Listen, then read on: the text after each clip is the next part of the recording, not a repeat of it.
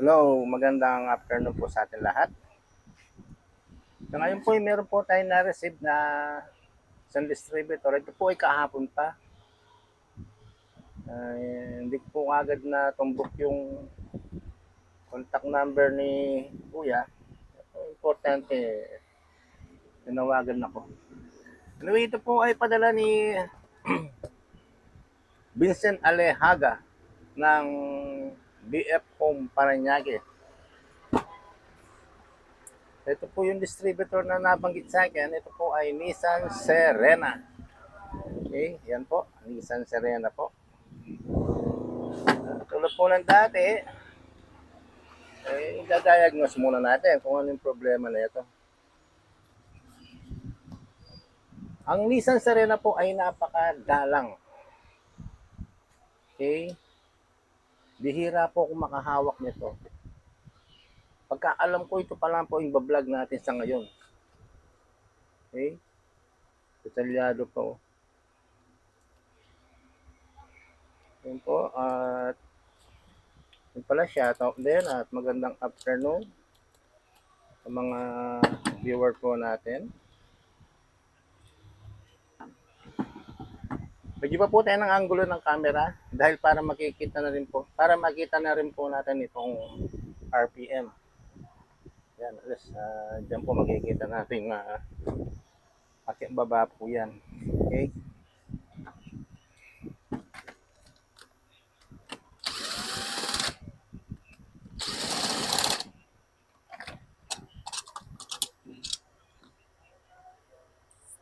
Maganda po yung kanyang cap.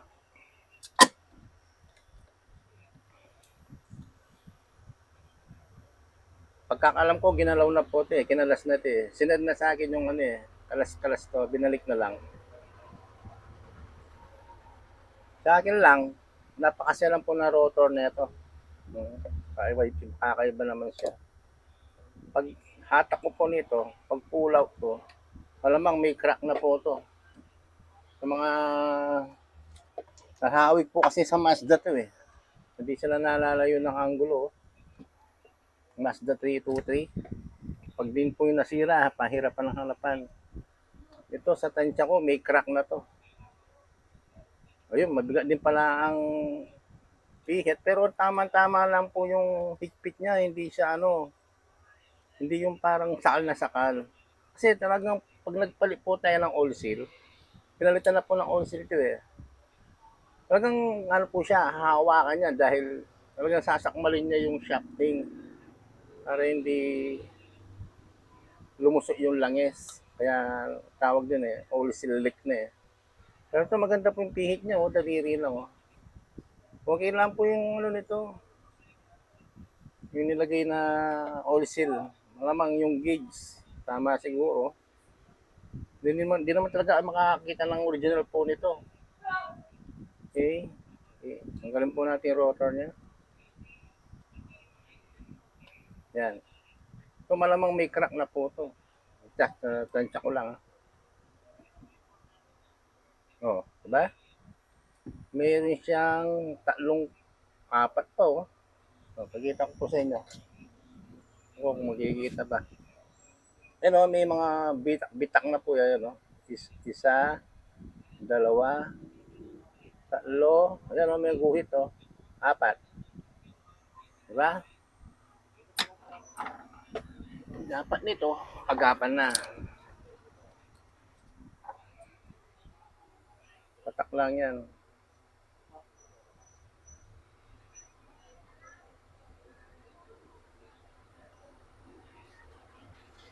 Ang Nissan po kasi, sa tingin ko lang, yung gawa, parang gawa rin ng Mazda. Hindi ko lang salang sinong gumawa, ang Nissan ba o Mazda. Pagkahawig ng component tsaka mga accessories tulad itong inner part nyo. Pagkahawig po talaga.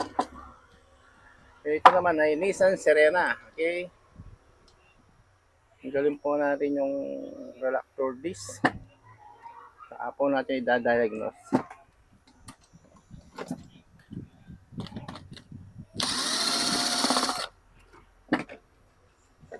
Pointer. Reactor disc. Spacer.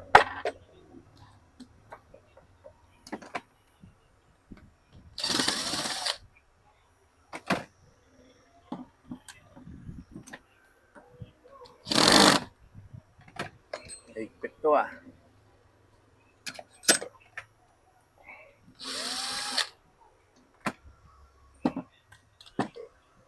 ICM, optical sensor firing 4, ayan po yan. At ito po yung sinasabi kay kuya na injector system, nakatago po siya. 3 pin po yan. Okay, 1, 2, 3. Yung ganyan lang po yung ICM niya. Injector plus firing 4. Wala siyang firing 1, walang rapid fire. Mission coil na, tawag po dito ay M3. Okay, ano at hanapin na natin. Dito muna tayo sa sa ICM. Yuyupiin ko lang to. Yan.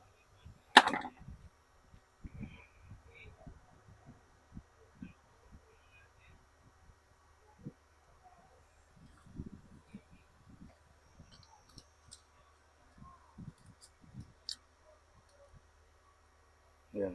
Doon. Dahil pipihit po natin yan. Paputukin po natin yung firing 4. Dito po mag-i-export yan.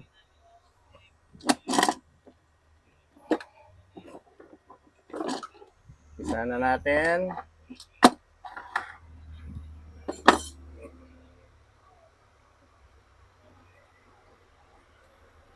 Dahil wala po akong socket na pang 8 pin, yan. Ginagawa ko na manual po siya. Sigurado naman. Okay.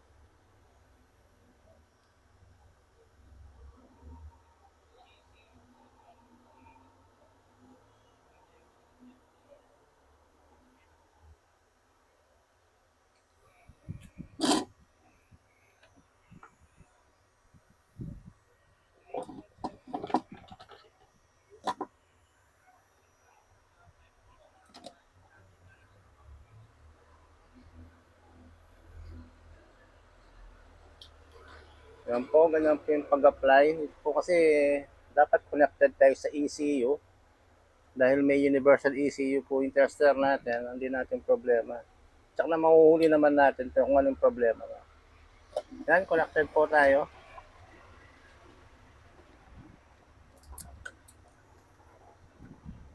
Pag pinihit po natin yan, kita ba sa camera? Gaganyan ko lang po yan. Mamaya ko na yung lupihin niya.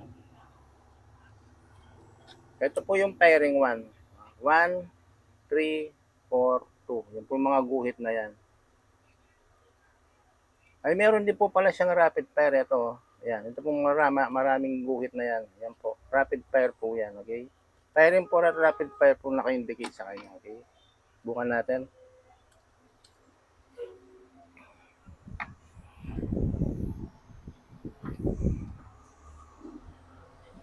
Ng camera kung tanaw ba yung dito po mag-i-export yan ha. Power on. Try natin. Wala.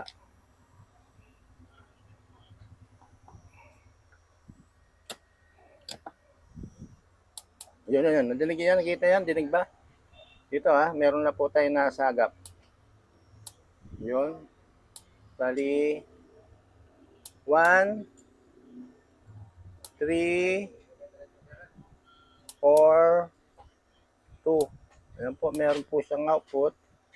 1, 3, 4, 2. Amulabas na. Ngayon, yung pong rapid fire niya, ang pagganahin natin. Active po yung firing 4. Patay ko lang. Lipat po natin sa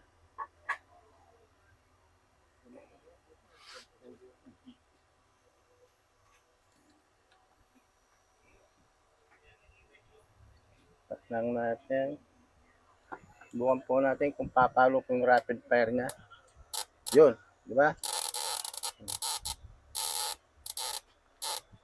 Yan po yung rapid fire.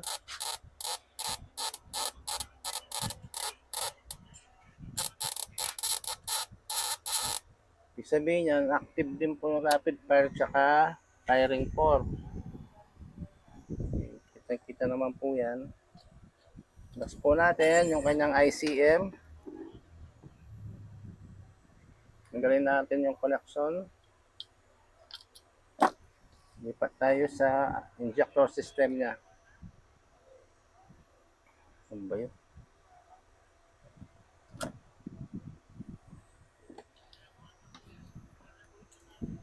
May kaya bas ka?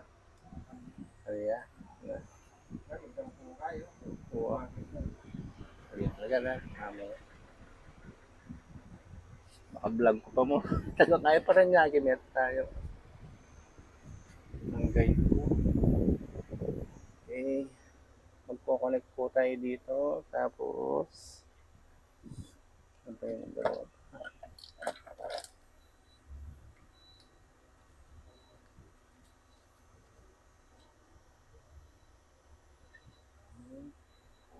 Isa pa.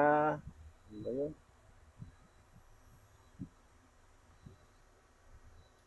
Dahil po yung tester natin may ECU, kaya po nadidetect niya yung mga malfunction or busted parts. I-connect po natin. Ayan.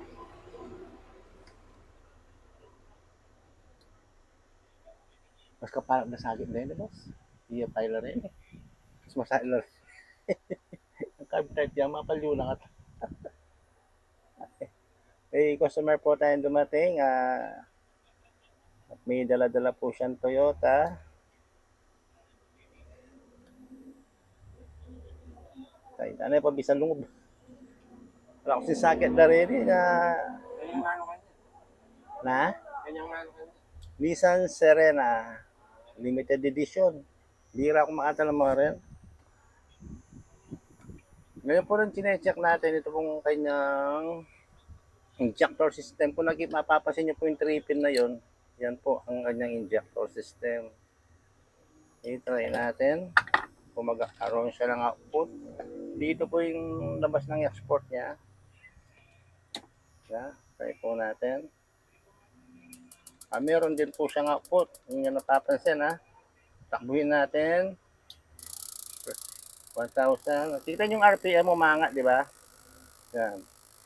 Sabihin po niyan, yan. Buhay din po ang kanyang injector system. Bali, nakakatatlong diagnose na po tayo. Firing po, rapid fire, tsaka injector system. Active po sila. Yan, nasa 5,000 something po, 5,500.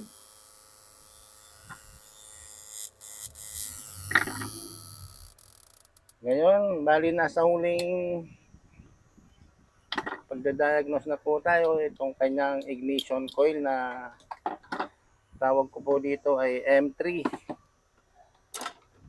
Katulad po siya nung yung sa Mazda 323, parehas po sila ng coil. Kaya yun po ang bagay, may pyesa lang po tayo dito. Mga hindi nakakalam kung nahihirapan. Katulad lang po ng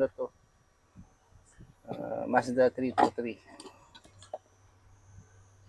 Natin to, base nasa huling pag-check na lang tayo. Nulit ko po ito pong distributor na to ay padala ni Vincent Alehaga ng BF Home Paranaque. Boss, ito pagkatapos po nito, isi-send natin sa YouTube. Hindi, i-upload natin sa YouTube. Then, isi-send ko po sa inyo. Ngayon, nasa isang huling parte na tayo. Yan. Yan. Ito po natin. Ito pong tuloy na to, dapat po magkikita po ng spark yan. Tapos, angat po yung RPM. Sabay po dapat. Angat saka spark. Okay. Lapit lang natin ng konti. Yan. Tira. Cameron, start. Umangat ba? Huli na. Umangat po siya pero wala tayong output. Walang, ayun, napakatamad na Ala, yari. Todo natin, yun mo, naka 4,000 RPM. No, wala. Dead set. Busted na po yung ignition coil. Huli na. Nahuli po natin ang problema ng Nissan Serena. Ignition coil lang po yung problema niya. Babaan natin. Wala talaga oh. Ngayon para makasiguro tayo, matiyak nyo na talagang ito yung busted niya, gagawin ko, meron akong naka-available dito na M3.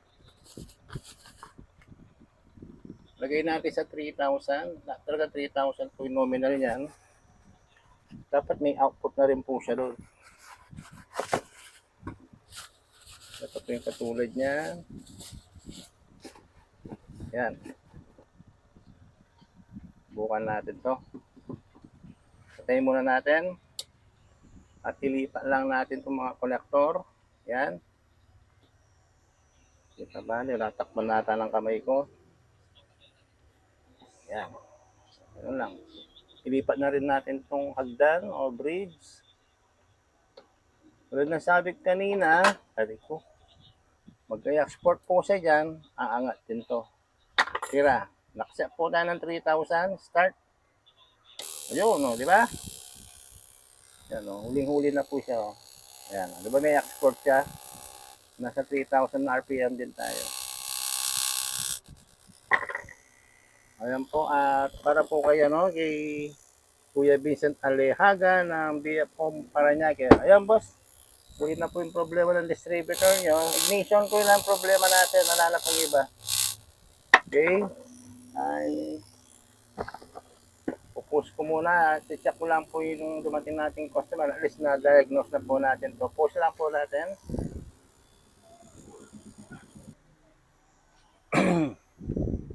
Anyway, yan po, at diretso na po natin yung ating project.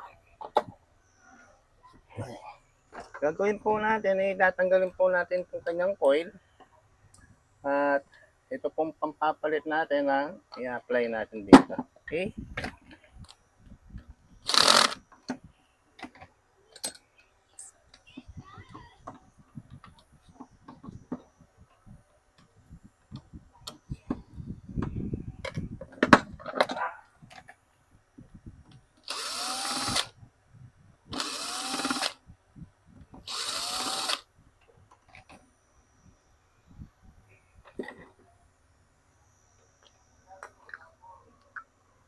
Okay.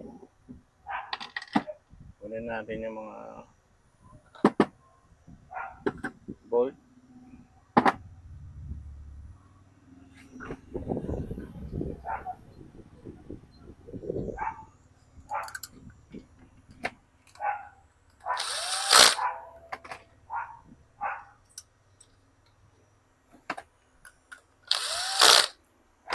Yung kagandahan ng distributor na to, napakalinis.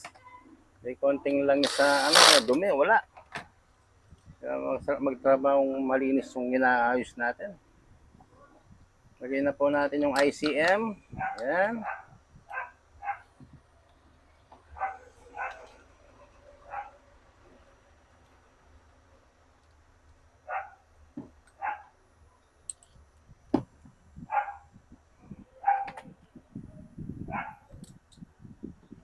Oh, hirap talaga ya. Lumalaban na itong baba pa natin. Yan. Mga angat.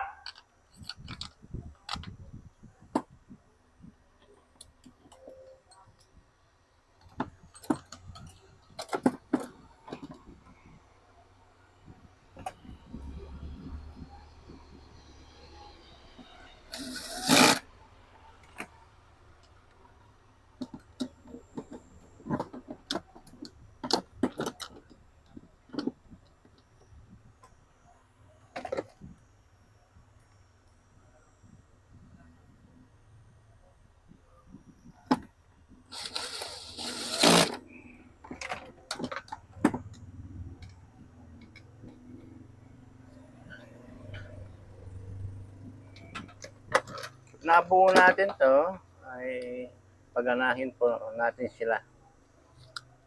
Ayan.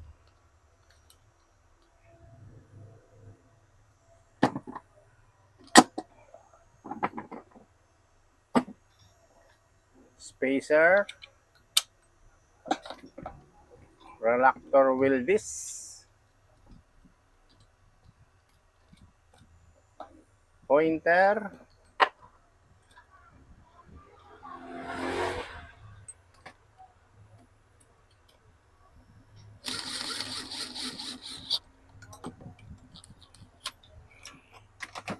Yan. Inner cap protector. Then, the rotor sender.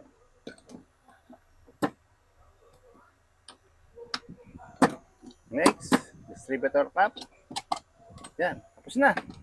Paganahin na lang natin. Okay. Ganahin na lang po natin siya.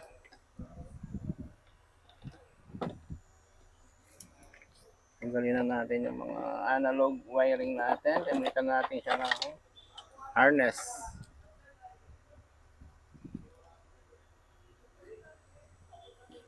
Yan.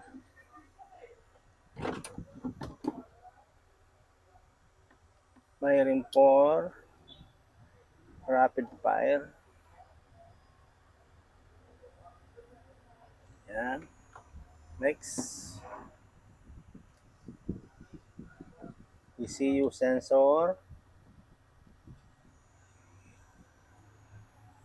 13.8 volts. Yan. Plus ignition switch. Yan. Okay.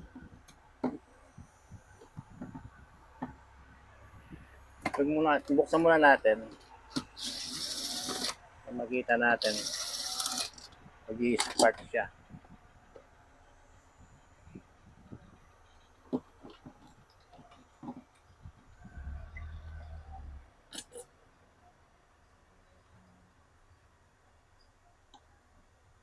Ayan. Okay, anyway, ngayon po ay pagganahin po natin muna siya bago natin ilagay yung takip. Connected na po tayo sa 8 pin. Dito po siya mag-i-spark. Bali yung coil na nilagay ko tsaka itong ICM, pinagsama na natin. Try muna natin, manual. Ayun, meron na po siya. Okay. Takbuhin natin. RPM umangat. 2,000, 3,000, 4,000. Okay. Dito naman natin, nag-wander na po siya. Ngayon po, ang gagawin ko naman, itatakpan natin siya. Okay.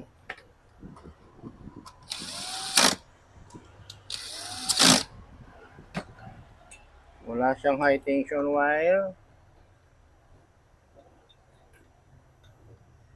Gagamitin ko po yung high tension wire ko.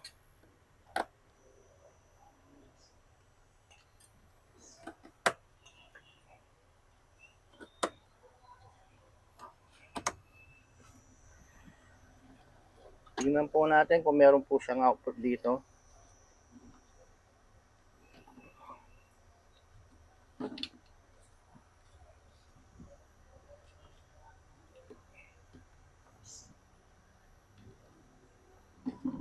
Yan.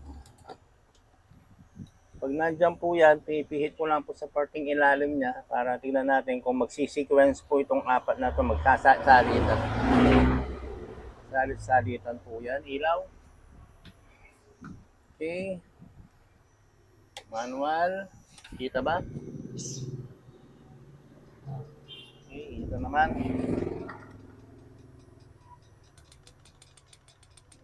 Kung napapansin nyo po, nasa number 3 tayo. Patakbuhin natin. Yun. Nasa 4,000 RPM. Nasa 3 po tayo. Yan, 3.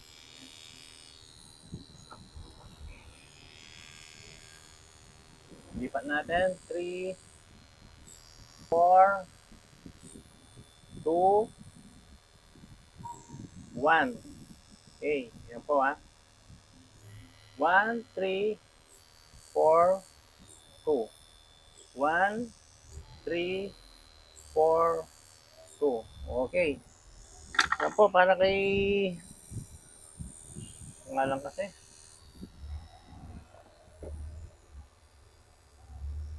Vincent Alejaga ng BF Home Parañaque. Okay, yan po at okay na po yung distributor natin. Okay, yan. Kita naman. Ilaw.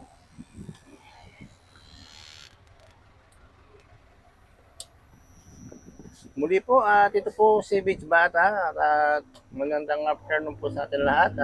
Ito isa na naman pong distributor ng ating naayos. Ito po ipadala ni Vincent Alehaga ng BF Home Paranaque. Sa mga subscriber po na viewers natin dyan sa YouTube at maraming salamat po. Meron po tayong bagong upload na mula nag-start ako ngayon lang tayo makakapag-upload ng Nissan Serena. Okay? Again, Beach Batak at salamat!